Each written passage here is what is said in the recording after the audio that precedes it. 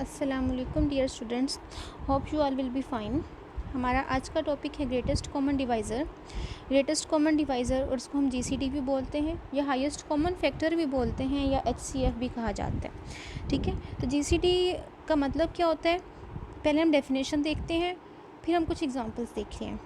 सबसे पहले हमारे पास जीसीडी होता है the largest positive integer that divides both A and B is called greatest common divisor और GCD of A and B.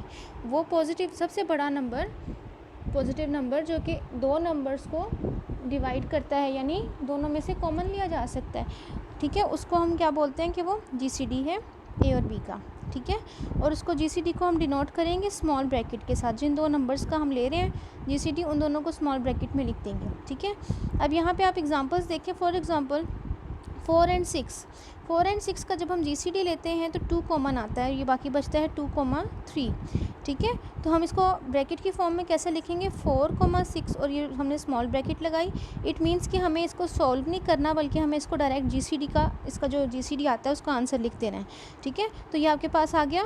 4 और 6 में से दोनों में से क्या कॉमन आ रहा है, 2 कॉमन आ रहा है, तो इन दोनों का जीसीडी क्या आया, 2। सिमिलरली 5 और 7, 5 और 7 में से कुछ भी कॉमन नहीं आ रहा, तो जब कुछ कॉमन नहीं आता तो फिर हमारे पास जो largest possible positive integer common आ सकता है वो 1 होता है। ठीक है, तो इसका मतलब है इसमें से 1 आ गया कॉमन। ऐसा नंबर जिसका जीसीडी 1 आता हो उसको हम रिलेटिवली प्राइम कहते हैं, और उसमें ज़रूरी नहीं होता कि वो दोनों नंबर प्राइम हो। ठीक है, वो आपस में एक दूसरे के लिए प्राइम है, लेकिन जैसा कि हम इस 5 की जगह पे 15 कर दें, 15 तो प्राइम नंबर नहीं है।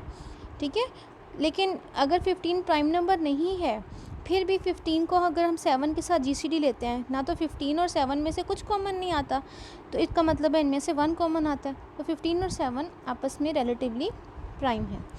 ठीक है, क्लियर। नेक्स्ट हमारे पास टॉपिक है लीनियर कम्बिनेशन। अब लीनियर कम्बिनेशन क्या होता है, उसकी एग्जांपल हम कुछ इस तरह से लेते हैं कि ए और बी हमारे पास कोई से दो नंबर्स हैं। ठीक है, इंटीजर्स हैं, तो हम कहते हैं कि कोई से हमारे पास एम और एन सेट ऑफ इंटीजर में से कोई से दो नंबर हम ले लें। ये जो एम और एन हम ले रहे हैं, ये 0 भी हो सकता है, ये 1 भी हो सकता है, ये 2 भी हो सकता है, ये पॉजिटिव इंटीजर भी हो सकता है, नेगेटिव इंटीजर भी हो सकता है। ठीक है, तो हम कहते हैं फिर एक ऐसा सी मौजूद होगा सच दैट हम ए को भी किसी नंबर से मल्टीप्लाई, इस एम से मल्टीप्लाई कर दें, बी को एन से मल्टीप्लाई कर दें, तो हमारे पास जो आंसर आएगा वो सी बन जाएगा। ठीक है, इट मीन्स सी जो है वो हमने ए और बी के लीनियर कम्बिनेशन की फॉर्म में लिख लिया। लीनियर कम्बिनेशन अगर हम बाय डेफिनेशन देखें तो हमारे पास सेट ऑफ इंटीजर्स के प्रोडक्ट के सम की फॉर्म में लिखा जाता है। ठीक है, इनमें दो नंबर हमने फिक्स करने होते हैं जिनका लीनियर कम्बिनेशन हमें लेना है। जैसे हमने ए और बी फिक्स किया कि हमने ए और बी की ही फॉर्म में लेना है। फॉर एग्जांपल हम कहते हैं कि हमने 20 और 4 की फॉर्म में लीनियर कम्बिनेशन इसका लिखना है। हमने देखना है कि 8 इसके लीनियर कम्बिनेशन की फॉर्म में लिखा जा सकता है कि नहीं।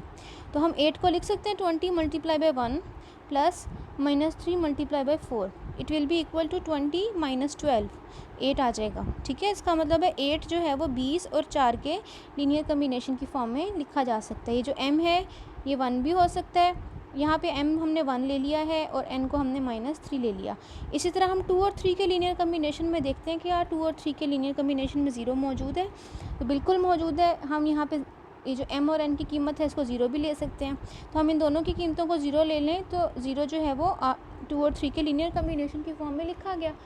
ठीक है, तो 0 हर दो नंबर के लीनियर कम्बिनेशन की फॉर्म में लिखा जा सकता है। इसी तरह 8 और 3 का लीनियर कम्बिनेशन हम देखते हैं, हम चेक करते हैं -10 इसके लीनियर कम्बिनेशन में मौजूद है कि नहीं। तो -10 को हम लिख सकते हैं 8 multiply by -2 plus 3 multiply by 2। ठीक है, ये -16 प्लस 6 -10 के इक्वल आ जाएगा। ठीक है, इट मीन्स कि हमारे पास 8 जो है वो 20 और 4 का लीनियर कम्बिनेशन है, 0 2 और 3 के लीनियर कम्बिनेशन है, -10 जो है वो 8 और 3 के लीनियर कम्बिनेशन में मौजूद है। ठीक है, तो हमारे पास इस तरह के तमाम एलिमेंट्स अगर हम इनको एक सेट की फॉर्म में लिखें तो हमारे पास तमाम एलिमेंट्स, फॉर एग्ज़ाम्पल हमारे पास 2 और 3 मौजूद हैं। ठीक है, तो इसके लीनियर कम्बिनेशन का एक पूरा सेट बनता है।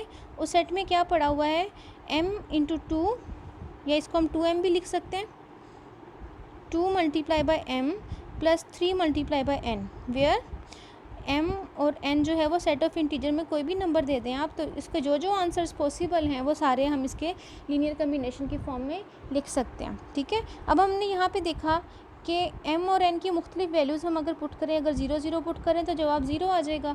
ठीक है, इसी तरह अगर आप n को नेगेटिव पुट कर दें, m को पॉजिटिव पुट कर दें या दोनों को नेगेटिव पुट कर दें तो आंसर नेगेटिव भी आ जाएगा। सिमिलरली इन दोनों का आंसर जो है वो पॉजिटिव भी आ सकता है। मीन्स के इन दोनों के लीनियर कम्बिनेशन की फॉर्म में हम पॉजिटिव नंबर भी ला सकते हैं, नेगेटिव नंबर भी ला सकते हैं और 0 भी ला सकते हैं। ठीक है, इट डिपेंड्स कि हमें m और n की क्या कीमत पुट करनी है।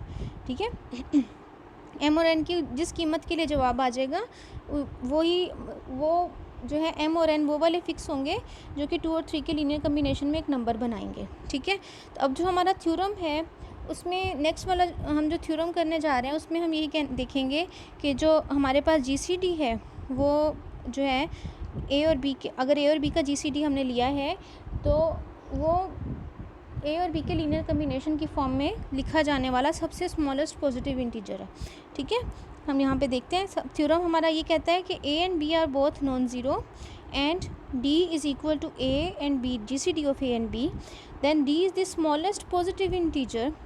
d वो सबसे छोटा पॉजिटिव इंटीजर है that can be expressed as linear combination of a and b, जो कि a और b के लीनियर कम्बिनेशन की फॉर्म में लिखा जा सकता है। ठीक है,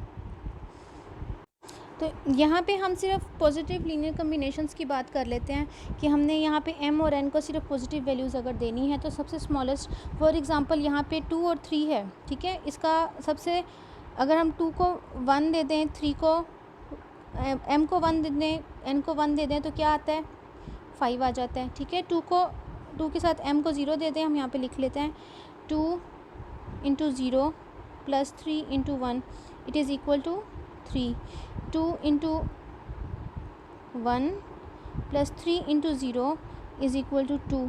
ठीक है, तो हमारे पास इस तरह से जो GCD हम ले रहे होते हैं तो हम इसमें स्मॉलेस्ट GCD जो पॉजिटिव इंटीजर इस तरह यहाँ पे जो आंसर्स आ रहे हैं तो वो कहते हैं जो सबसे स्मॉलेस्ट आंसर पॉसिबल है वो उसका GCD होगा। ठीक है, तो उसके लिए हमें क्या प्रूफ करना है, हम यहाँ पे सबसे पहले तो हम देखेंगे कि D की एग्जिस्टेंस चेक करेंगे कि D आ कैसे रहा है। नेक्स्ट हम देखेंगे कि ये सबसे स्मॉलेस्ट है। स्मॉलेस्ट का मतलब है कि हम यहाँ पे लेट करेंगे कि उससे छोटा एक और मौजूद है लेकिन वो या तो 0 के बराबर है या हमें किसी जगह पे कंट्राडिक्शन दे देगा। ठीक है, तो हम कहते हैं कि जो हमारे पास सेट ऑफ लीनियर कम्बिनेशंस होते हैं a और b, उसमें पॉजिटिव इंटीजर हमने पीछे एग्जांपल में देखा कि उसमें पॉजिटिव इंटीजर्स भी आ जाते हैं, नेगेटिव भी आ जाते हैं और 0 भी आ जाते हैं। ठीक है, तो हम कंसीडर लेट करते हैं कि m जो है वो हमारा स्मॉलेस्ट पॉजिटिव एलिमेंट है जो कि a और b के लीनियर कम्बिनेशन की फॉर्म में लिखा जा सकता था। ठीक है, तो यहाँ से हमारे पास हमने s और t ले लिए कोई से 2 इंटीजर सच दैट कि m जो है वो s मल्टीप्लाई बाई a जमा t मल्टीप्लाई बाई b की फॉर्म में लिखा गया। ठीक है, तो डिवीजन एल्गोरिथम क्या कहता है कि हमारे पास हर 2 नंबर्स के लिए कोई से भी 2 इंटीजर ले लें तो हर 2 नंबर्स के लिए एक q और एक r एग्जिस्ट करता है। ठीक है, सच दैट अब हमने ये जो लीनियर कम्बिनेशन लिया है ये वाला पार्ट, हमें m जो है वो GCD शो करना है। GCD छोटा होता है, a से भी छोटा होगा, b से भी छोटा होगा, तो इसमें m छोटा है एलिमेंट। ठीक है, तो इस छोटे नंबर के लिहाज से हमने कहा कि जो रिमाइंडर है मीन्स हम छोटे नंबर पे डिवाइड कर रहे हैं a को।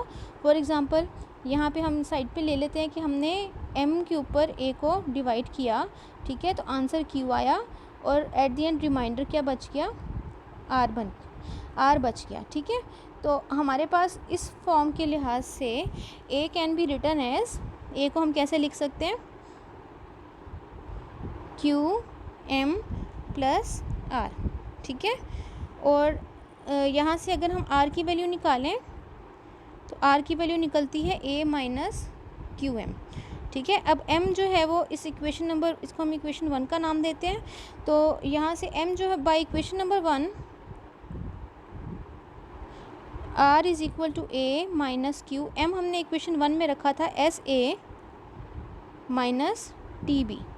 ठीक है, ये हमने पुट कर दिया as a minus T b. इसको हम सॉल्व कर लेते हैं तो हमारे पास ये आ जाता है a minus q as a minus minus plus q t b. ठीक है, फर्स्ट दोनों टर्म्स में से a कॉमन आ जाता है तो 1 minus q as into a plus q t into b, ठीक है, ये आर आ गया। अब आर भी क्या है, ये 1 माइनस क्यू एस, ये भी कोई इंटीजर है, क्यू टी भी कोई इंटीजर है, ठीक है। तो इसका मतलब है आर को भी हमने ए और बी के लीनियर कम्बिनेशन की शक्ल में लिख लिया है, ठीक है। इसका मतलब क्या हुआ कि r is also a linear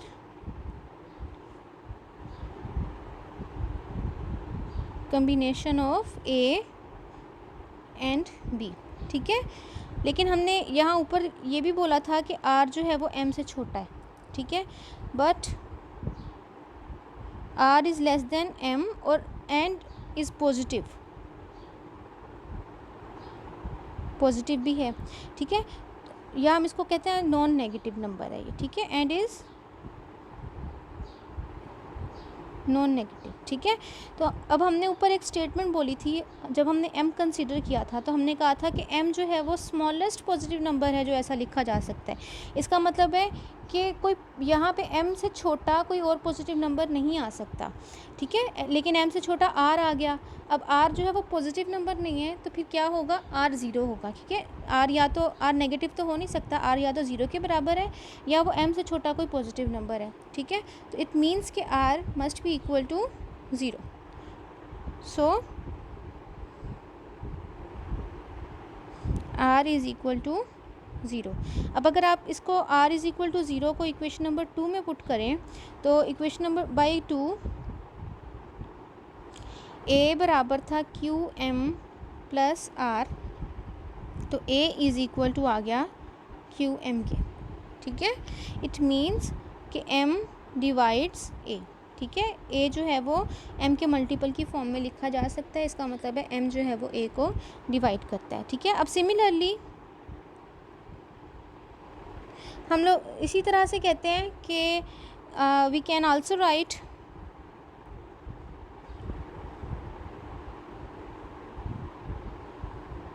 b as b can be written as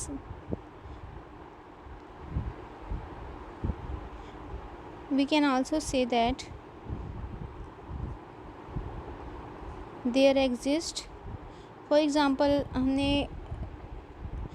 q1 और r1 ले लेते हैं belonging to set of positive integers such that b can be written as m multiply by q1 plus r1, ठीक है। तो यहाँ से अब r1 की वैल्यू आ गई है b माइनस एम q1, ठीक है। इसमें भी हम m की वैल्यू पुट करते हैं, r1 is equal to b minus m की m हमारा by equation number 1 m equal था S A plus T B q1, ठीक है। इसको ओपन कर लेते हैं, b minus S A minus T B q1, ठीक है। इन दोनों में से b कॉमन आता है तो ये बना 1 minus T q1 into B minus, इसको हम plus into minus S into A लिख सकते हैं, ठीक है।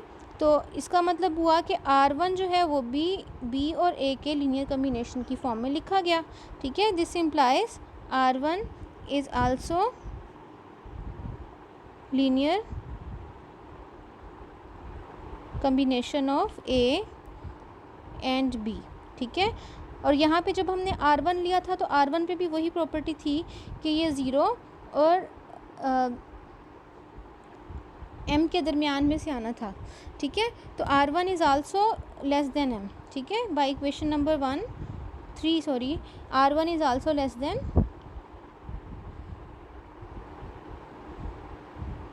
एंड इज़ नॉन नेगेटिव, ठीक है। सो r1 की कीमत भी ज़ीरो हो जाएगी एंड इक्वेशन नंबर 3 बन जाती है b is equal to m q1 plus r1, तो ये बन गई m q1 प्लस ज़ीरो। तो b आपका m q1 की फॉर्म में लिखा गया। इसका मतलब है कि m जो है वो b को भी डिवाइड कर रहा है, ठीक है। m a को भी डिवाइड कर रहा है, m b को भी डिवाइड कर रहा है, दोनों को डिवाइड कर रहा है, ठीक है। तो एक नंबर जो a को भी डिवाइड कर रहा हो b को भी डिवाइड कर रहा हो तो दोनों में से कॉमन लिया जा सकता है, ठीक है। सो आल्सो हमने ऊपर बोला था कि m डिवाइड्स a, ठीक है। So m is a common divisor of A and b. हमने अभी ग्रेटेस्ट कॉमन डिवाइज़र की बात नहीं की, हमने कहा ये जस्ट कॉमन डिवाइज़र आ गया ए और बी का। ठीक है, हमारे पास ए और बी का दोनों में से कॉमन आया, जब कॉमन आता तो हम उसको कॉमन डिवाइज़र भी बोलते हैं। ठीक है, अब हमारे पास जीसीडी क्या था, हमने जीसीडी को डी का नाम दिया हुआ था। ठीक है, सिंस डी जो है वो हमने डी कंसीडर किया हुआ था क्वेश्चन की स्टेटमेंट में, d is equal to a and b का जीसीडी।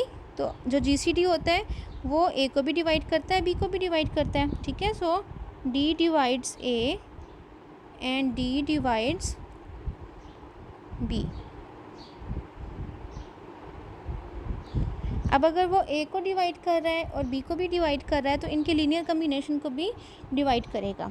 ठीक है, लीनियर कम्बिनेशन को भी डिवाइड करेगा। इसका मतलब है कि डी जो है, हम ए को किसी भी नंबर से मल्टीप्लाई कर दें, आप इस तरह से देख लें कि हम इसको यूँ लिख सकते हैं कि d can be written as, a can be written as something multiply by d. ठीक है, हम इसको there exist C1 and C2 belonging to set of integers such that A जो है वो DC1 की फॉर्म में लिखा जा सकता है, B DC2 की फॉर्म में लिखा जा सकता है। ठीक है, तो हमने वो जो M लिया था वो क्या लिया था, हमने लिखा था SA प्लस TB। ठीक है, ये आपका M था, तो ये आपके पास किसके बराबर आ गया, S। ठीक है, और A यहाँ पे हमने क्या लिया हुआ है, DC1। इसी तरह से B लिया हुआ है DC2। तो इट मीन्स कि इन दोनों में से अगर D कॉमन ले लें हम तो ये बना SC1 प्लस TC2। ठीक है, तो M जो है वो SA1 TC2 ये दोनों कोई इंटीजर्स हैं, इनके लिए भी ये मल्टीप्लाई बाय डी के फॉर्म में लिखा जा सकता है। ठीक है, इट मीन्स के d divides m, d m को डिवाइड कर रहा है, इसका मतलब है d divides any linear combination of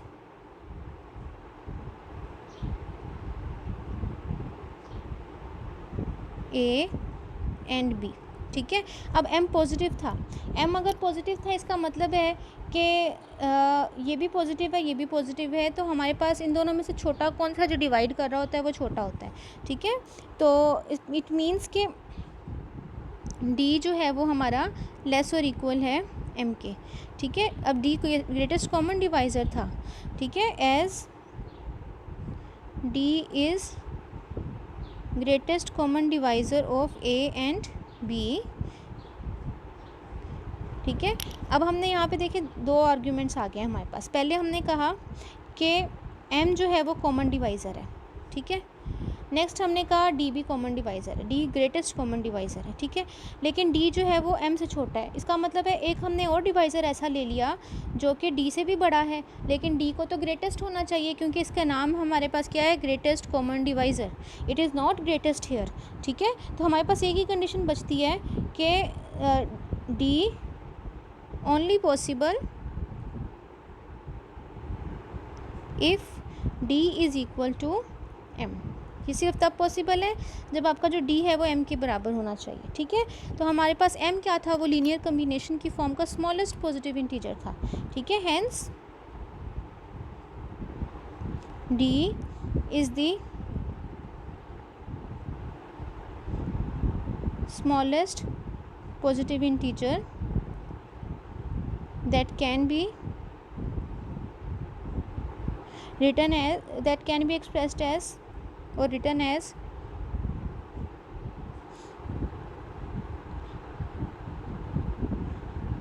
linear combination of A and B। ठीक है, बी डी हमारा वो अब स्मॉलेस्ट पॉजिटिव इंटीजर है। m की डेफिनेशन हमने लिख दी सारी, लेकिन अब क्योंकि m d के बराबर है इसका मतलब है कि जो कुछ हमने m के बारे में कहा था वो d के लिए भी ट्रू है। ठीक है,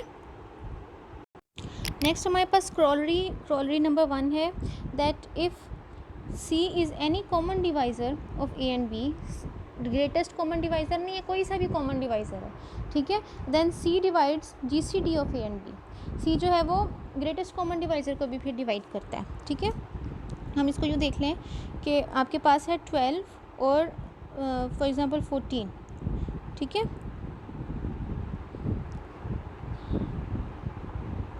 इसको हम 12 एंड 18 ले लेते हैं, ठीक है। अब इसमें से क्या क्या कॉमन आता है, इन दोनों में से कॉमन हमारे पास आता है 2 कॉमन आता है दोनों में से, 3 कॉमन आता है, ठीक है। उसके बाद 4 छोड़ के 5 छोड़ के 6 कॉमन आता है, ठीक है। इन दोनों का GCD भी 6 है, ठीक है। तो ये 6 क्या आया, इसका GCD है। तो नेक्स्ट वो कहता है कि अगर हमारे पास 6 के अलावा यानी GCD के अलावा कोई और भी कॉमन डिवाइज़र आ रहा है तो वो 6 को लाजमी डिवाइड करेगा। तो यहाँ पे हमने देखा 2 भी 6 को डिवाइड करता है और 3 भी 6 को डिवाइड करता है, ठीक है। तो यही हमने प्रूव करना है, ठीक है। तो हम लेट कर लेते हैं यहाँ पे कि C कोई कॉमन डिवाइज़र है। यहाँ पे C का नाम दिया हुआ है उन्होंने क्वेश्चन के अंदर हमें, लेट, और ये जो GCD है इसका नाम हम D रख लेते हैं। Let D is equal to GCD of A and B, ठीक है।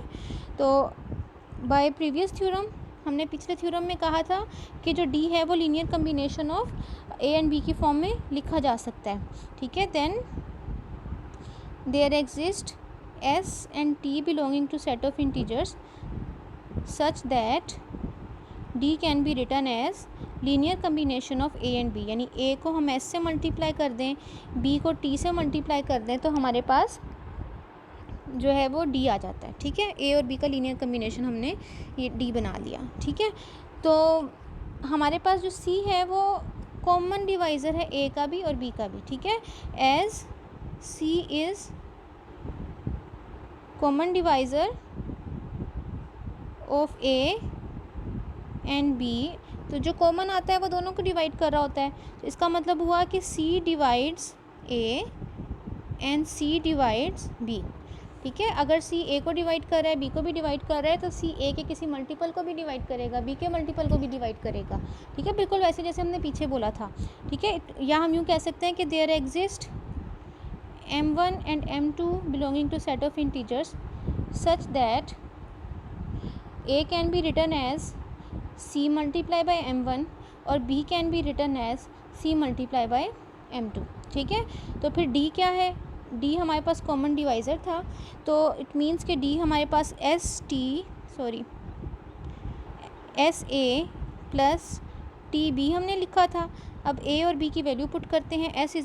A हमारे पास है C into M1 plus TB की वैल्यू है C इंटू M2, दोनों में से C कॉमन ले लें तो बाकी हमारे पास बचता है SM1 प्लस TM2, ठीक है। तो इसका मतलब ये हुआ कि D जो है वो C के एक मल्टीपल की फॉर्म में लिखा जा सकता है। सो C जो है वो D को भी डिवाइड कर रहा है। तो यही हमने यहाँ पे प्रूव करना था कि C divides this number, all right, ठीक है। तो ये हमारे पास रिज़ल्ट आ गया। हाँ जी, अभी तक हम जो देख रहे हैं, हमने हर जगह पे ये देखा कि जो हमारे पास स्मॉलर D जो है वो A और B का, अगर D हमारे पास GCD है A एंड B का, तो D हमारे पास क्या है कि A और B के लीनियर कम्बिनेशन की फॉर्म में लिखा जा सकता है, ठीक है।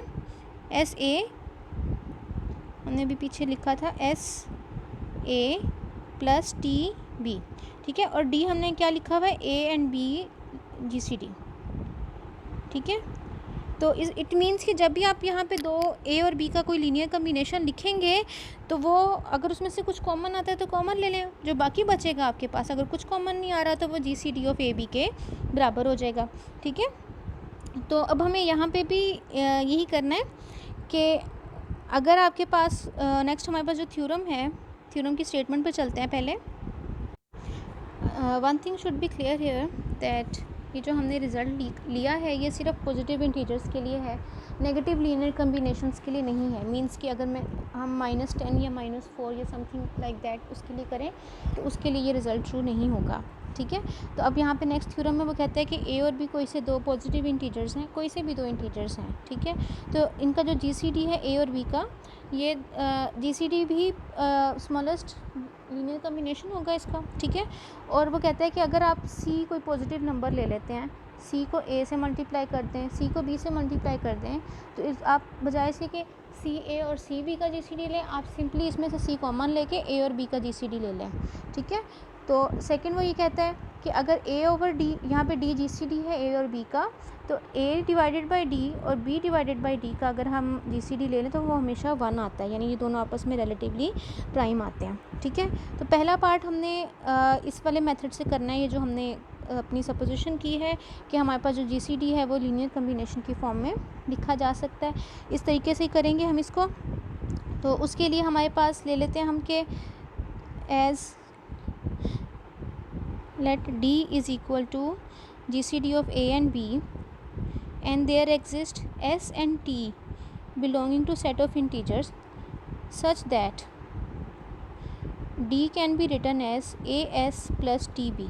ये हमने पिछले थ्योरम से लिया। ठीक है, यहाँ हम ले सकते हैं कि A, B ये कैसे लिखा जा सकता है, AS जमा TB की फॉर्म में लिखा जा सकता है। ठीक है, तो अब यहाँ पे अगर हमने GCD of A and B लिया था A और AS मल्टीप्लाई बाई TB के साथ, तो हम अब A को मल्टीप्लाई कर देते हैं बोथ साइड्स पे C के साथ, और इसी तरह से multiply A by C and A and B दोनों को हम C के साथ मल्टीप्लाई करते थे। गिवन कंडीशन में ये दोनों C के साथ मल्टीप्लाई हो रहे हैं। ठीक है, तो अब यहाँ पे बना CA CB, इसका GCD बना CAS जमा TCB। जहाँ जहाँ पे A था वहाँ CA पुट कर दिया और जहाँ जहाँ पे B था वहाँ पे हमने TCB पुट कर दिया। अब इन दोनों में से क्या हुआ कि C कॉमन आ गया, बाकी क्या बचा AS जमा TB। ठीक है, और इक्वेशन नंबर 1 के मुताबिक ये चीज़ बराबर है, ये जो ब्रैकेट में लिखी है ये A और B का GCD के बराबर है, तो ये हमारे पास आ गया C into A comma B। ठीक है, ये हमने रिज़ल्ट प्रूव करना था कि अगर आपके पास कोई से दो नंबरों में से कुछ कॉमन आता है तो पहले कॉमन ले लें और फिर GCD ले लें। तो दोनों तरह से सही है कि आप डायरेक्ट कॉमन लेके GCD ले लें या पहले कॉमन लेके फिर GCD ले लें। ठीक है, तो ये हमारे पास फर्स्ट पार्ट का प्रूफ हो गया। ठीक है, प्रूफ ऑफ नंबर 1। नेक्स्ट हम सेकंड पार्ट पे चलते हैं।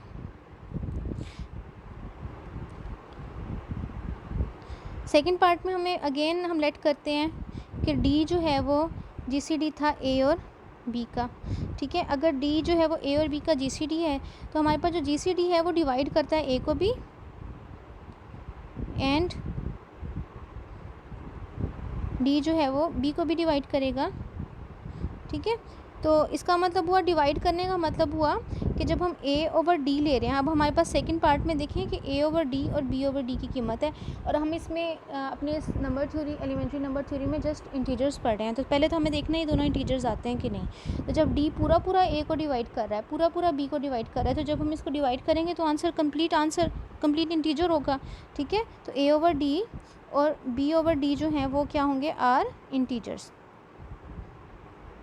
ठीक है, अब हमारे पास यहाँ पे हम कहते हैं कि अगेन हमने ये पिछला पहला पार्ट हमने जो लगाया था उसी पहले पार्ट के मुताबिक हम लिख सकते हैं A ओवर D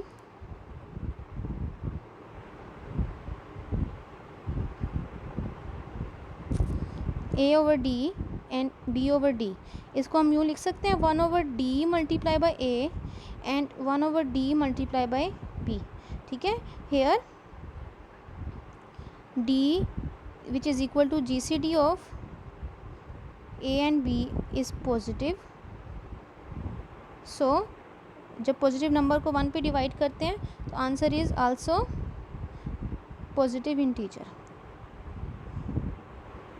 ठीक है, तो हमारे पास आ गया कि A over D B over D, इसको हमने लिखा था 1 over D multiply by A 1 over D multiply by B, और हमने पिछले थ्योरम, इसी थ्योरम के पहले पार्ट में कहा है कि हमारे पास अगर 1 ओवर D ये जो टर्म है ये कांस्टेंट पॉजिटिव टर्म होगी तो हम इसको कॉमन ले सकते हैं, तो हम इसको लिख सकते हैं 1 over D into A comma B। ठीक है, और A कोमा B यानी GCD ऑफ A B की कीमत है D के बराबर। ठीक है, अब हमने यहाँ पे क्या थ्योरम अप्लाई किया, हमने पहले पार्ट में कहा है कि C A comma C B is equal to C into A and B, और यहाँ पे C is the positive integer, ठीक है। और सेकंड में हमने ये कहा कि हमें मालूम था कि ए एंड बी का जो जीसीडी था उसको हमने नाम डी रखा हुआ था यहाँ ऊपर, ठीक है। शुरू में ही कहा था कि ए और बी का जीसीडी डी के बराबर है, हमने वैल्यू पुट कर दी, डी से डी कैंसिल हो गया, बाकी क्या बच गया 1। इट मीन्स कि A over D and B over D का जो जीसीडी है वो 1 के बराबर आता है, ठीक है। तो यही रिज़ल्ट आ गया हमारे पास सेकंड थ्योरम का। हाँ जी स्टूडेंट्स, आज के लिए इतना काफ़ी है। नेक्स्ट लेक्चर में इंशाल्लाह हम यूक्लिड थ्योरम करेंगे। यूक्लिड थ्योरम हमने पहले यूक्लिड लेमा किया था जिसको हम डिवीजन एल्गोरिथम का नाम देते हैं, तो अब उसको हम डिवीजन एल्गोरिथम ही बोलेंगे, ठीक है। और यूक्लिड थ्योरम जो है वो अब हम प्राइम नंबर से जीसीडी के हवाले से, रिलेटिवली प्राइम के हवाले से करेंगे, ठीक है। तो इसको हम बाद में डिस्कस भी करेंगे, जब हम तीनों यूक्लिड थ्योरम्स कर लेंगे तो हमारे पास पेपर में हमने इसको कैसे सॉल्व करना है हम वो भी देखेंगे, ठीक है। तो आप लोग इसको अच्छे से तैयार करें इन थ्योरम्स को। इस थ्योरम तक, थ्योरम नंबर 2 तक आप लोगों का अच्छे से प्रिपेयर होना चाहिए नेक्स्ट लेक्चर में, राइट। तो होप सो आप सबको समझ आ गई होगी। तो अल्लाह हाफ़िज़।